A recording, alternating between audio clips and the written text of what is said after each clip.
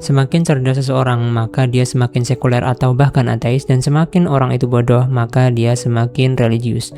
Pasti teman-teman pernah mendengar statement yang berikut atau yang semacamnya. Ternyata, percaya atau tidak, bahwasanya statement itu pernah dikeluarkan oleh 3 orang profesor pada tahun 2008. Mereka itu adalah Richard Lynn, Newberg, dan John Harvey. Dan mereka mengaku bahwa penelitian tersebut adalah bukan pertama kalinya, karena pada tahun-tahun sebelumnya terdapat para peneliti yang meneliti hal yang hampir serupa. Di antaranya adalah Argyll, Sinclair, Howell, Verhage, Bell, dan Kanazawa. Verhage, Bell, dan Kanazawa ini, yang mana tahunnya itu cenderung berbeda-beda, itu menyimpulkan 4 kesimpulan dari penelitian yang dilakukannya. Yang pertama adalah korelasi negatif antara kecerdasan dan keimanan. Artinya adalah bahwa semakin orang itu cerdas, maka semakin dia tidak beriman. Yang kedua adalah orang-orang elit yang cerdas, yaitu profesor dan para guru besar. Itu semakin mereka berilmu, maka semakin menurun pula tingkat keimanannya. Yang ketiga adalah di kalangan pelajar. Di kalangan pelajar sendiri, orang-orang semakin mereka itu dewasa dan semakin orang itu berilmu, maka lambat laun mereka meninggalkan keimanan. Dan yang keempat adalah pada abad 20 ini, kita menyaksikan bahwa meningkatnya kecerdasan itu dibarengi dengan meningkatnya persentase ateisme. Tapi benarkah demikian? Berikut bantahan dari Profesor Hamid Fahmi Zarkashi. Setelah beliau melakukan browsing di dunia maya, beliau mendapatkan data sebagai berikut yang merupakan data resmi yang dikeluarkan oleh Richard Lynn dan kawan-kawan. Tapi pada bab kali ini kita tidak akan membahas data terlebih dahulu karena akan kita kebelakangkan pada bab setelah ini. Nah, menurut Profesor Hamid Fahmi Zarkashi bahwa penelitian ini mengandung 2 kesalahan penting. Yang pertama adalah masalah konseptual dan yang kedua adalah masalah variabel. Nah, secara konseptual kita mengetahui bahwa penelitian yang bersifat kuantitatif itu pasti diawali dengan yang namanya hipotesa. Dan hipotesa mau tidak mau dia diwarnai oleh sebuah worldview, karena worldview itu mewarnai pandangan alam seseorang bahkan dalam kegiatan keilmuan. Beliau mengutip ini dari bukunya Prof. Arb Al-Sran Ajigen yang berjudul Islamic Science to a Definition. Nah, kemudian worldview-nya orang-orang barat itu sangat mendikotomikan agama. Jadi mereka memisahkan antara agama dan dunia bahkan dalam kegiatan keilmuan atau sains. Orang-orang barat ini dalam kegiatan keilmuan atau sains itu sangat memegang erat positivistis dan empirisis, yang mana ini tidak mampu menjelaskan agama yang bersifat metafisis, dan begitu juga kebaliknya, bahwasanya agama yang bersifat metafisis itu tidak bisa menjelaskan itu semua secara saintifik. Itulah mengapa agama sangat-sangat dimarginalkan di barat. Karena pemarginalan agama ini, banyak gereja-gereja yang kemudian ditinggalkan, banyak gereja yang berubah menjadi masjid, sinagog menjadi museum. Itu adalah hal yang sangat biasa di barat.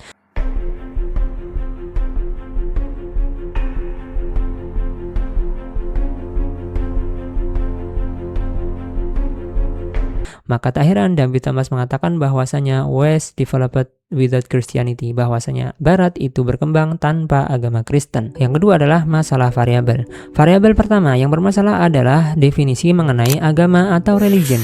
Bahwasanya di Barat, definisi religion itu tidak ada makna yang definitif yang disepakati secara bersama. Begitu menurut Wilfred Cantwell Smith. Sehingga ketika makna religion aja bermasalah, bagaimana dia akan mengukur religiusitas seseorang?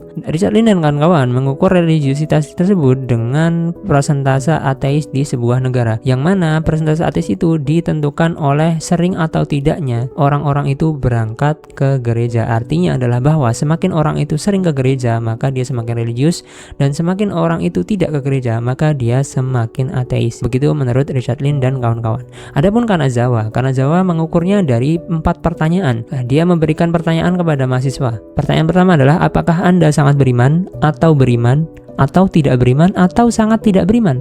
Dan benar saja ketika mereka mengukur tersebut, IQ yang menjawab sangat tidak beriman itu cenderung lebih tinggi. Nah, tapi perlu digarisbawahi adalah bahwa ini adalah di Amerika, yang mana seperti yang kita sampaikan tadi, bahwasanya setting sosialnya di Amerika dan di Inggris dan di Barat pada umumnya itu sangat-sangat memarginalkan agama, dan mereka tidak mendapatkan pendidikan yang mumpuni terhadap agama yang benar, yang termasuk dalam hal ini adalah agama Islam. Atau mungkin saja disebabkan karena faktor agama Kristen yang memang sejak awal telah menjadi masalah di Barat. Kemudian variabel yang bermasalah yang kedua adalah IQ dan kecerdasan. Apakah kecerdasan selalu diukur dengan IQ? Padahal kita tahu bahwasanya kecerdasan tidak hanya tentang IQ, ada SQ atau spiritual quotient, ada EQ atau emotional quotient, yang mana itu juga mengukur sebuah kecerdasan seseorang.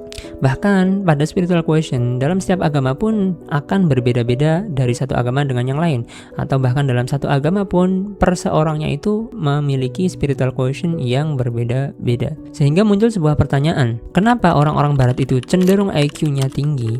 Maka jawabannya adalah bukan karena mereka ateis, tapi karena pendidikan yang maju, kemudian negara yang makmur, dan fasilitas pendidikan yang sangat mumpuni. Kemudian yang kedua, kenapa mereka ateis? Bukan karena mereka cerdas, tetapi adalah karena memang setting sosialnya sejak awal memang memarginalkan agama. Berikut bukti datanya.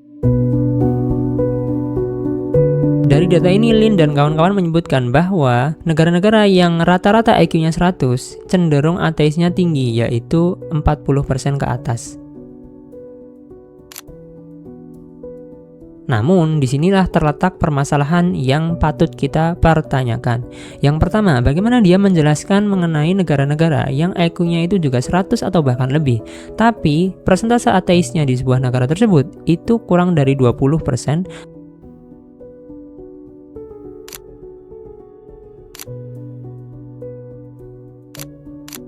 Kemudian yang kedua, bagaimana dia menjelaskan mengenai Vietnam dan Kuba, yang mana IQ-nya itu kurang dari 100, tetapi tingkat ateismenya itu sangat tinggi sekali.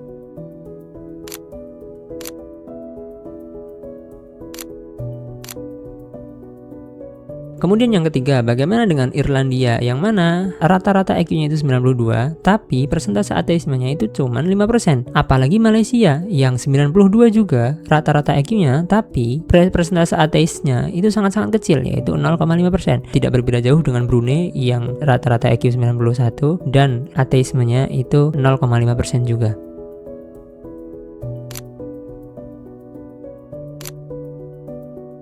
Artinya dari data ini kita bisa menyimpulkan bahwa korelasi negatif antara kecerdasan dan keimanan itu bukanlah perkara yang lazim atau perkara yang pasti. Kita bisa mengatakan bahwa orang-orang barat karena latar belakang situasi sosialnya demikian, semakin mereka cerdas semakin mereka ateis, dan kita tidak bisa menggeneralisir hal tersebut kepada negara-negara yang lain. Dari data-data dan argumen-argumen yang kita sampaikan tadi, kita menyimpulkan bahwa korelasi negatif antara kecerdasan dan keimanan itu bukanlah suatu hal yang pasti. Karena kita mendapati di Asia Tenggara itu orang-orang yang sukses, orang-orang yang cerdas itu justru semakin dekat dengan agama. Justru keimanannya lebih tinggi dan tingkat religiusnya itu lebih tinggi daripada yang lain. Dan variabel keimanan dan religius itu dalam Islam itu tidak bisa didikotomikan antara agama dan dunia. Mungkin saja ada orang yang dia itu sukses dan dia itu beriman meskipun dia itu orang yang kaya dan datang ke masjid ketika waktunya saja. Kita tidak bisa mengukur keimanan hanya ketika orang itu, mohon maaf, dia selalu datang ke masjid tanpa kemudian menjalani usaha di luar dan tanpa berikhtiar. Itu mungkin beriman, tapi beriman itu lebih daripada hanya sekedar itu. Sehingga apa yang disampaikan oleh Rasulullah SAW, al-qayyisu man dana nafsahu wa amila lima ba'dal mauti. Orang pintar itu adalah orang yang menundukkan hawa nafsunya dan mempersiapkan untuk kehidupan setelahnya. Karena di Islam tidak mengenal istilah dikotomi antara agama dan dunia. Bahkan dunia pun diatur oleh agama. Ya, seperti kita tahu bahwasanya orang yang berbisnis dalam Islam itu ada namanya fikih muamalah, ekonomi syariah, dan lain sebagainya. Kesimpulan yang kedua, bahwasanya orang-orang terdahulu, para ulama-ulama kita itu tidak main-main dengan masalah kecerdasannya. Sebut saja misalnya Imam Al-Ghazali atau Imam Nawawi atau Imam Syafi'i, yang mana dalam hafalannya itu kuat dan analisisnya pun juga kuat. Nah, mungkin kita mendengar pada akhir-akhir ini antara hafalan dan analisis itu sering dibenturkan, tapi para ulama-ulama kita selain bukunya yang banyak sekali, hafalannya juga kuat. Bahkan Imam Syafi'i itu menjadi imam madhab dan menelurkan sebuah ilmu bernama usulul fikih. Begitu juga dengan para ulama-ulama lain, Ibnu Sina, Al-Farabi yang dikatakan sebagai mu'alim tsani atau guru kedua, yang mana guru pertama itu adalah Aristoteles, dan masih banyak ulama-ulama lain yang mereka itu beragama dan dia itu sangat-sangat cerdas. Kesimpulan yang ketiga, bahwa menurut definisi secara istilah agama dalam Islam itu adalah wad'un ilahiyun sa'ikun lidawil uquli bikhtiyarihimul mahmudi ila ma huwa khairul lahum bidzat. Jadi artinya adalah bahwasanya agama itu adalah sesuatu yang diletakkan oleh Allah Subhanahu wa taala yang menggiring orang-orang yang berakal, sa'ikun lidawil uquli, yaitu adalah dikhususkan untuk mereka-mereka yang berakal. Jadi bagaimana ceritanya ketika agama itu diperuntukkan oleh berakal, sedangkan orang-orangnya itu tidak mempunyai akal atau bodoh?